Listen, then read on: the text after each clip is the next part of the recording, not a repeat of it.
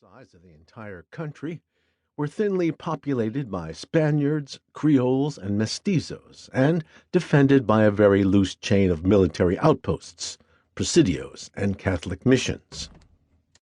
There, from the Pacific coast, east across the Great Basin and the Rocky Mountains, and into the southern plains, native peoples reigned supreme. From the beginning, Mexican elites, much like their counterparts in the United States, were divided between those who wanted power concentrated in a central state. They were known as Centralists in Mexico and Federalists in the United States, and those who sought a weaker central state and more regional autonomy. They were known as Federalists in Mexico and Republicans or Anti-Federalists in the United States. But unlike the United States, Mexico initially gave rise to a centralist tendency with bases in the army and the Catholic Church, as embodied in the imperious figure of Agustín de Iturbide, who unveiled a Mexican empire with himself as emperor. Within months, Iturbide managed to alienate allies and skeptics alike, and was quickly routed by Federalists. A republican constitution was then crafted in 1824. Modeled to some extent on the Constitution of the United States, there were three branches of government, including a bicameral legislature and a president selected by state legislatures for a 4-year term. It went much further in addressing the civil standing of the country's denizens, proclaiming the equality of all Mexicans regardless of race, ethnicity, or social status, though remaining mute about the enslaved of African descent, who could be found working in mining areas and on coastal sugar plantations. Of perhaps greatest consequence, the Constitution divided the country into 19 states with their own elected governments and 4 territories, 3 in the north, including Alta California and Nuevo Mexico, which came under the jurisdiction of the national legislature.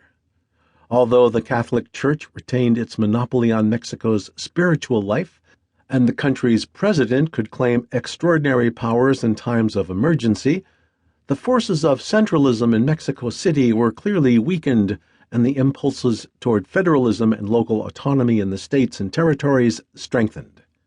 In the Yucatan, Sonora y Sinaloa, and especially silver-mining Zacatecas, not to mention very distant Alta California, the Federalist disposition thrived, at times manifest in tax resistance and the creation of civilian militias.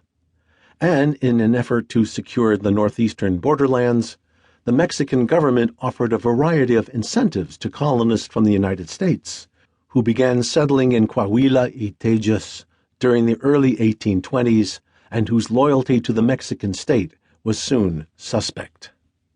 The task of establishing stable regimes presented enormous challenges for all the new republics of the Western Hemisphere. Haiti, the second to break colonial ties, was rent by deep conflicts between former slaves and former free people of color.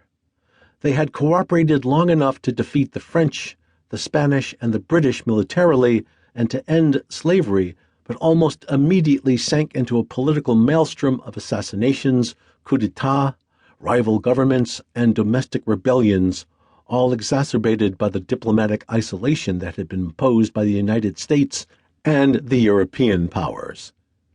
Peru, Bolivia, and Chile, emerging independent from anti-colonial struggles with Spain, would nonetheless battle each other for years, sometimes by force of arms, over territorial disputes that often unhinged each of their governments. Venezuela's diverse terrain made national integration difficult and turned the office of the presidency into something of a revolving door. Long boastful of its comparative stability, the United States also suffered more than its share of political turmoil.